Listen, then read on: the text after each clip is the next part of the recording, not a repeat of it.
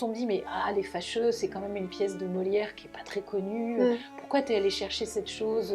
Parce que dans l'année du quadricentenaire de la naissance de Molière, où l'on a X Tartuffe, X École des femmes, X, c'était une façon de dire regardons tout Molière, et notamment ce premier Molière, 1661. Il est à l'orée de la grande décennie où il va créer justement ces grandes pièces, le Misanthrope, le Don Juan, le Tartuffe, l'École des femmes, les femmes savantes. Mais tout ça est devant lui. Et dans Les Fâcheux, et souvent on se le dit avec les comédiens, il y a des vers qui sonnent et qui sont des vers du Misanthrope, des vers qu'on va retrouver, des jeux. C'est pour ça que je suis tellement attentive. Voilà. C'est pas un décor, les oliviers, c'est tout l'acte 3 pour moi. C'est ça. C'est ça que je vois. Quand je vois les oliviers, je me dis pas je vois, est-ce que c'est joli devant la façade? Je dis, putain, comment on va jouer l'acte 3 grâce à ça ou pas grâce à ça?